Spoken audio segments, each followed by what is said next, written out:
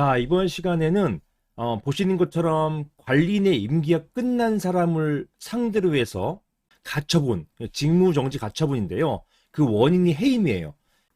해임을 위한 가처분 신청하는 게 가능할 것인가? 여기에 대해서 한번 살펴보도록 하겠습니다. 사실은 해임 가처분이란 말 자체는 없어요. 없는데 질문하신 분께서 이렇게 해임 가처분이 가능할까요? 이렇게 여쭤봐서 제가 제목도 그렇게 붙였습니다. 이렇게 해임 가처분이라고 하시니까 또 잘 와 닿더라고요. 그래서 제가 제목도 해임 가처분 이렇게 붙였습니다. 엄밀하게는 이 사건은 직무정지 가처분이 가능한 것인가, 관리인 직무집행 정지 가처분 이게 가능할 것인가, 요것을 이제 물어보신 것입니다. 제가 최근 승소한 사례에서 이게 쟁점이 됐었어요. 그래서 한번 살펴보려고 하는 것입니다. 제가 한번 질문을 읽어볼게요. 안녕하세요 변호사님, 저는 경기도 위례에 있는 오피스텔의 관리단 회장입니다. 이 관리단 회장은 관리인을 말하는 것이죠.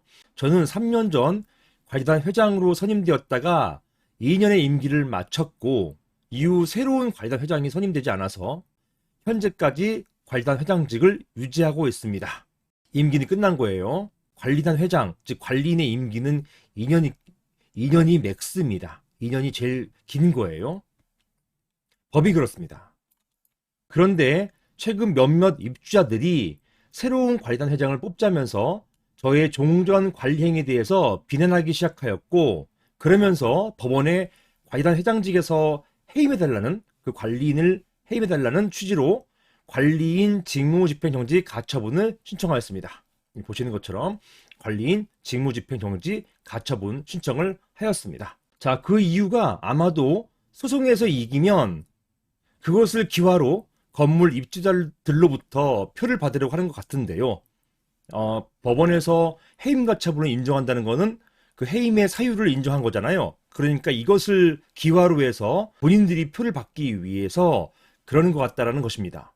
이처럼 저를 상대로 해임해달라고 하면서 가처분 신청을 하는 것이 가능할까요? 이런 질문을 주셨습니다. 자, 이게 뭐가 문제냐 하면 이분 임기가 끝났어요. 이미 임기가 끝난 분이기 때문에 사실은 관리인이 아니거든요. 이렇게 관리인도 아닌 사람을 상대로 해서 해임해달라고 하는 그런 가처분이 가능할 것인지, 이게 쟁점이 되었던 것입니다. 이게 가처분 신청을 하시기 전에 어떤 법률 조언을 좀 받으셨으면 좋았을 것 같아요. 만약에 법률 조언을 받으셨으면 이런 해임 가처분은 어렵다, 이런 조언을 드렸을 것입니다. 그리고 굳이 이런 소송까지 제기하지 않았을 것인데 막연하게 해임할 수 있다고 생각하시고 관리인 임기도 끝난 이분을 상대로 해가지고 가처분 신청까지 한 사례예요. 자, 여기에 대해서 한번 법부터 살펴보시겠습니다. 자, 사안은 오피스텔이잖아요. 오피스텔이니까 집합건물법 적용을 받습니다. 보시는 것처럼 집합건물의 소유 및 관리하는 법률, 이 집합건물법 적용을 받는 것인데요. 제24조에 관리인이라고 해서, 이 관리인은 관리소장이 아니죠. 관리인은 관리단 대표예요. 보통 관리단장, 관리단 회장 이렇게 부릅니다. 자, 이런 관리인을 선임하기 위해서는 구분 소유자가 10명 이상일 때는 관리인을 반드시 뽑아야 된다.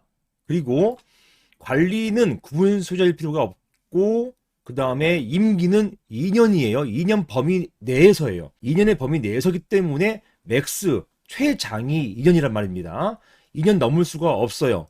이렇게 2년의 범위 내에서 규약으로 정한다라고 되어 있습니다. 따라서 맥스가 2년이고요. 판례는요.